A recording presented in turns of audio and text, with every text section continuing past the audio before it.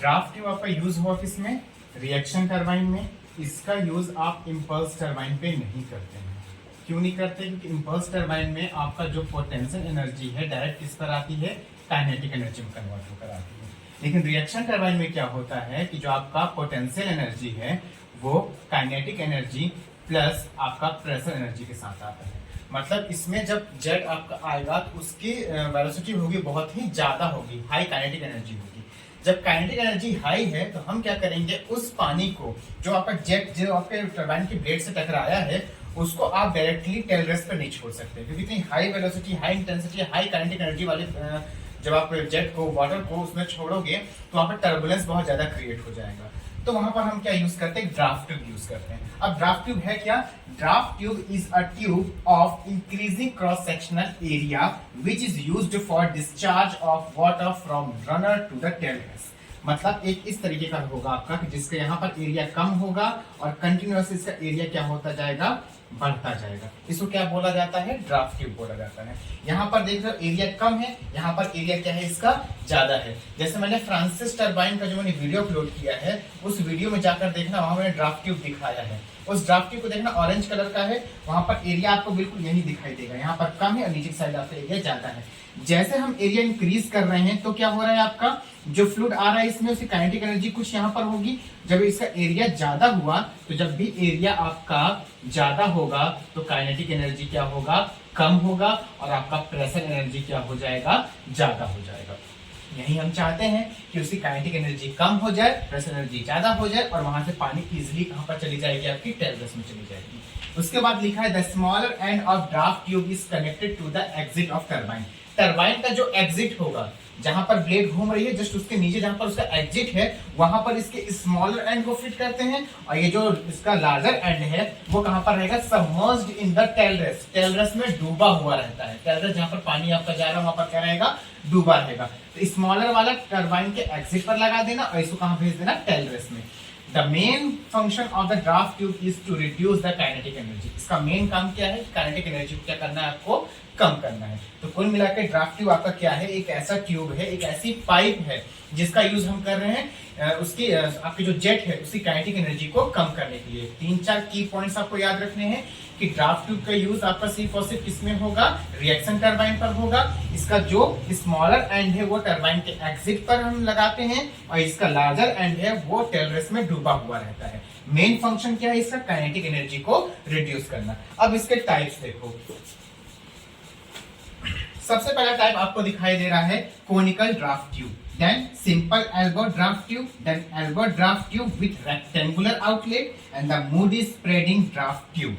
ठीक, तो सबसे पहले कोनिकल की बात करें। जब आपका कोनिकल देखोगे तो कोनिकल इस तरीके से होगा आपका।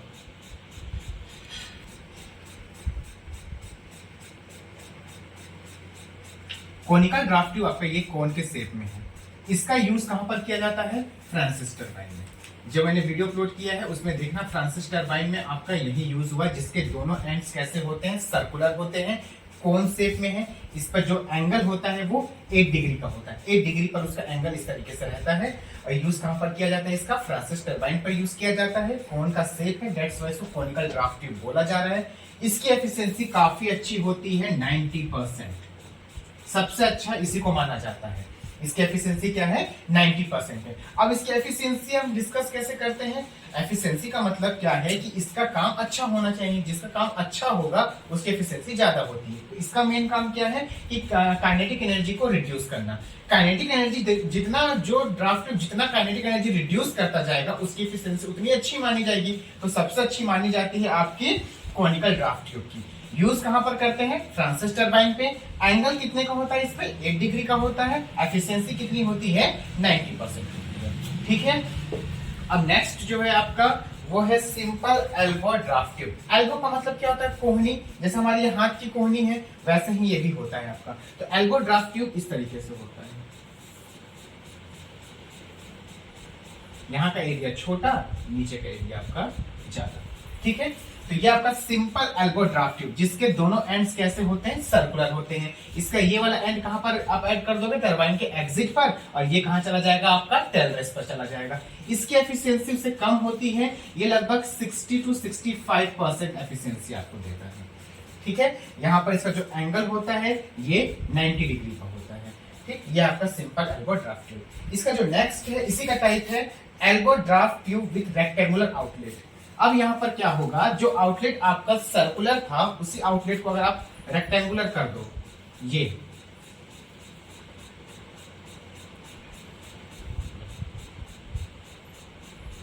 तो इस टाइप के ड्राफ्ट ट्यूब को हम बोलेंगे elbow draft tube with rectangle outlet.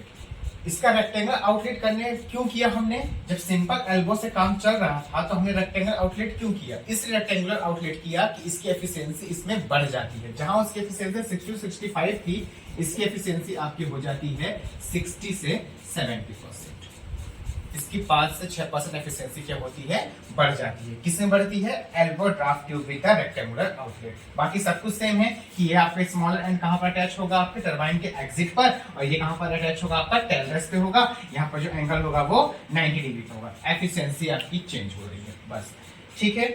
अब जो लास्ट वाला है आपका मूडी स्प्रेडिंग ड्राफ्ट ट्यूब, ये भी काफी अच्छा माना जाता है। मूडी स्प्रेडिंग में ये थोड़ा सा डिफरेंट है। इसमें क्या करते हैं कि आपका इसके इनलेट एक होता है लेकिन आउटलेट इसका 2 होता है। ये आपका इनलेट पार्ट है।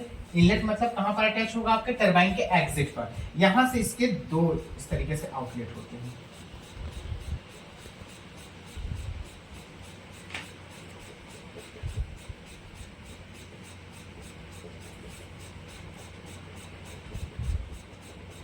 ठीक, ये वाला आपका टरबाइन के एग्जिट पर लगेगा और ये दोनों कहां रहेंगे, आपके टेल रेस्ट पर रहेंगे। इसकी एफिशिएंसी भी काफी अच्छी होती है, 72, इसकी एफिशिएंसी 88% तक होती है।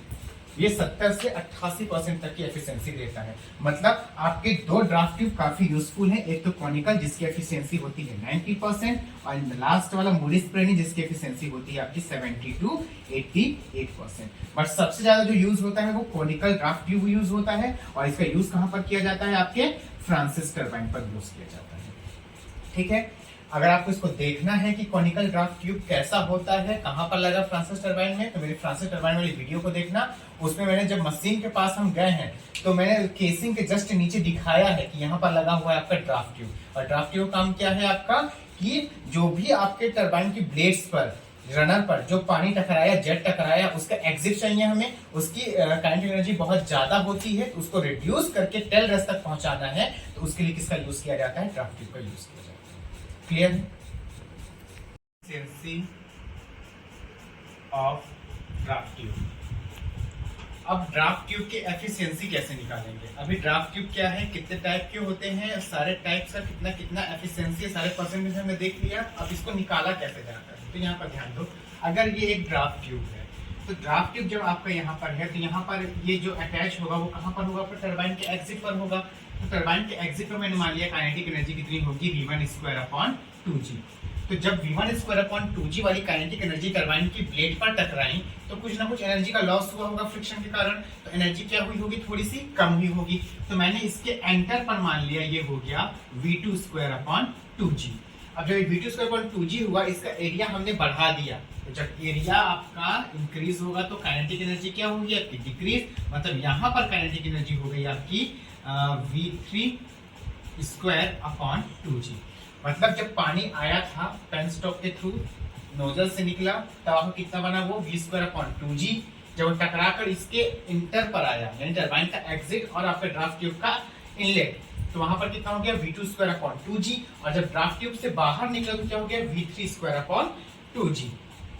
अब हमारा एफिशिएंसी का फॉर्मूला क्या होता है, ये हो जाएगा आपका इनलेट माइनस आउटलेट, जैसे आपका kinetic energy at inlet, kinetic energy at outlet upon kinetic energy at inlet. अब क्या हो जाएगा आपका, इनलेट पे कितना काइनेटिक एनर्जी है आपका V2/2G, ठीक है, माइनस आउटलेट पर कितना है V3/2G, और आपका इनलेट पे कितना है फिर से V2/2G। अब देखो 2G सब जगह 2G है, कॉमन ले लेते हैं। जब ऊपर से कॉमन लिया मैंने 1/2G, तो यहाँ पर अंदर क्या बचेगा आपका V2² माइनस V3², और नीचे जब मैंने कॉमन ले लिया 1/2G, तो अंदर क्या बचा आपका V2²।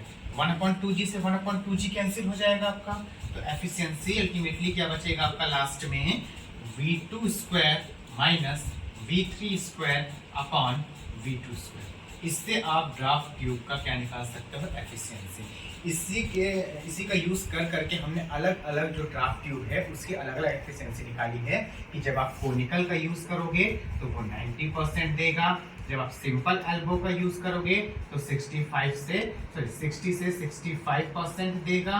वहीं आप elbow draft tube with rectangular outlet का यूज करोगे तो ये आपको 60 से 70% देगा। और जब लास्ट में आप मूडी स्प्रेडिंग ड्राफ्ट ट्यूब का यूज करोगे तो ये आपको दे देगा आपको 70 से 88% तक आपको एफिशिएंसी देगा। ये सारी एफिशिएंसी हम इसी फॉर्मूले से निकालते हैं। जहां पर काइनेटिक हेड को निकालना था वो हेड ना निकाल के सिर्फ और सिर्फ वेलोसिटी से आप आसानी से फाइंड आउट कर सकते हो कि किसी भी ड्राफ्ट ट्यूब की एफिशिएंसी क्या होती है। क्लियर है?